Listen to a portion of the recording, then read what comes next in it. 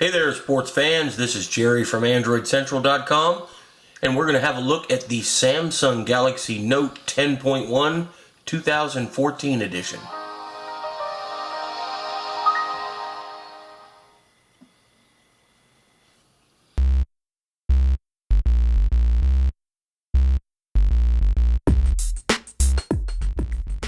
Much like last year, Samsung is releasing their popular Note line of devices in multiple sizes.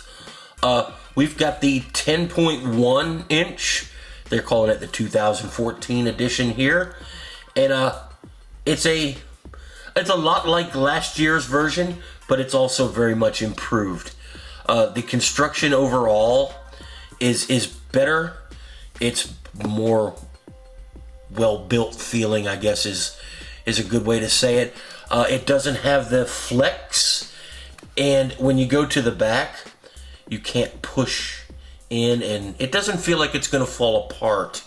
And yeah, I'm not knocking the original Note 10.1, but if you have one, you know what I mean. It has the same faux leather back that we see in the Note 3.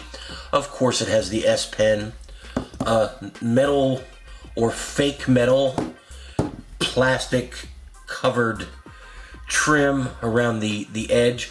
It makes it feel pretty solid. Also, you've got a micro SD card slot. Samsung is known for that. There's a speaker and your S Pen. Down on the bottom, you don't have the USB 3 charging port that we see in the Note 10. This is just a standard micro USB. There's good and bad there. Good that it will, it follows a standard. We would have liked to seen USB 3 in the Note 10.1 as well as the Note 3. Over here, there's your other speaker, and there's a spot for your headphones.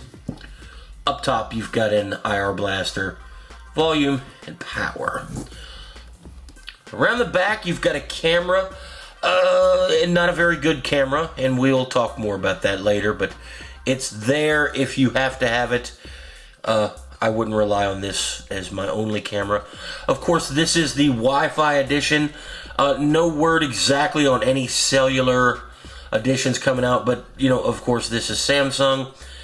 More than likely, we'll see LTE models at the least, and this is the 32 gig version.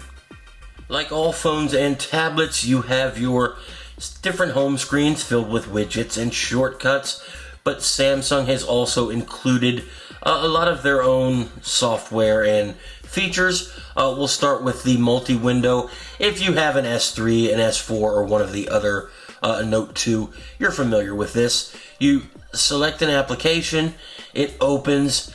You can open more than one window at a time. There you go. Now I have the file browser and the Samsung web browser open. You can adjust the sizes. Hit the back button, and the most recent one will close. Hit the back button again, and the first one will close.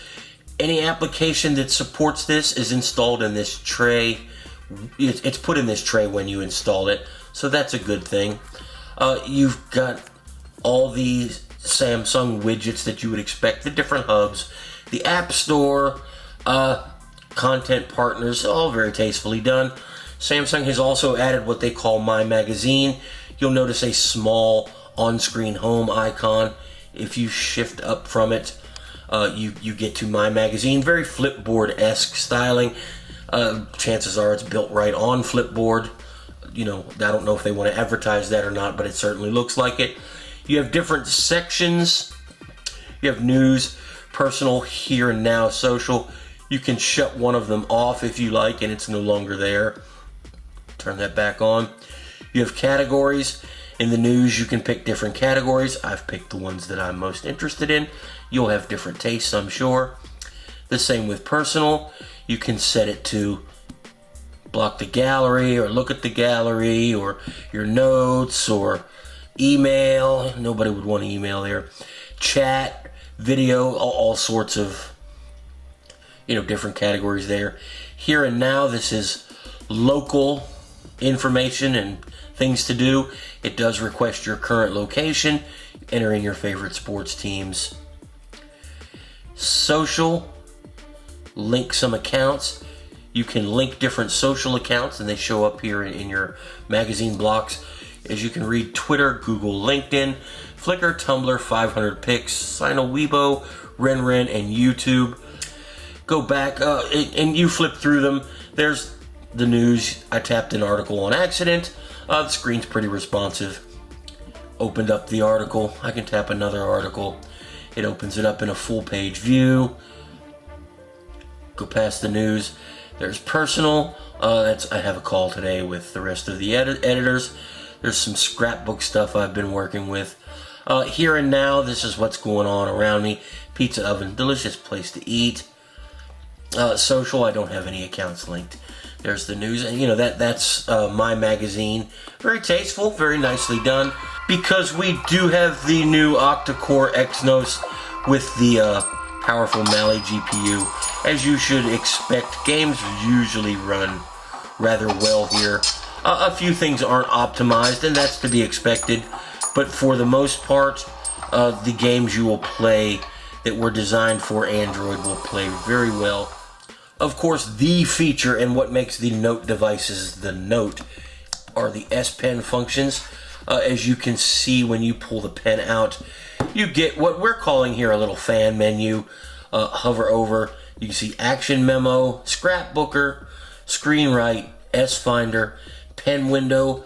We'll start and have a look at those. Pen Window, I can draw an outline and populate it with an app of my choice. Let's click OK. Let's draw one. And it'll pop up. Let's just stick the calculator in there. And there you go. I can move that. I can resize it. You can do any manner of things with it. You can also close it. The thing is, if you fool around with resizing them too much, it's very easy to get them squashed and unusable. To get the fan menu back, just click and it'll come back. There's Screen Write. Let's look at S Finder. S Finder is you search for content on your device.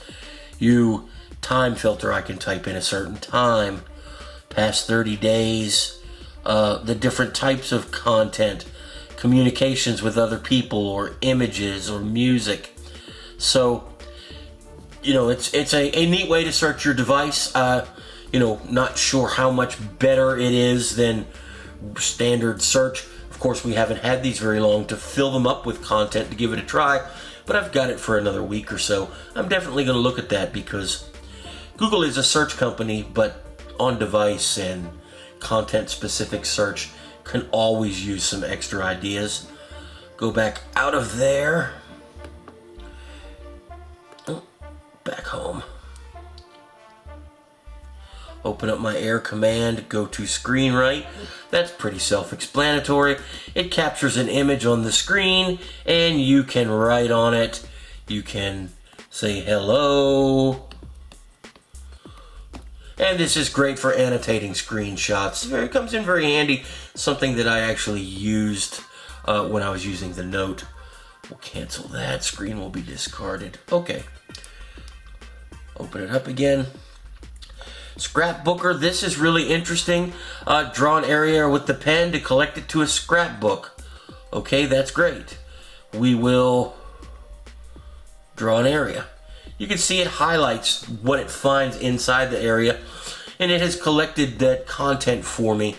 I can then attach it to a memo, I can give tags to it, and I can save it to my scrapbook. Pretty handy. You can, I've just done icons here, but you can also do YouTube videos or pictures or web content. Very handy. This is something that will need a lot of exploration. It looks like it's something very powerful. We've just dug into it, and it's something I'll be exploring more. But let's cancel that and discard the changes. And one last thing we want to look at here is Action Memo. Make a memo, highlight what you've written, and you can attach actions to it. Say, okay, let's write Phil Nickinson.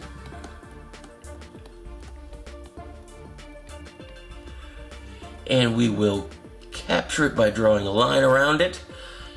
And let's make a contact out of that. It said Nickerson. That's because my handwriting's fairly sloppy, but that's easy enough to fix. So, and of course it's got Phil in there already because he's already on my contact list. Hi Phil.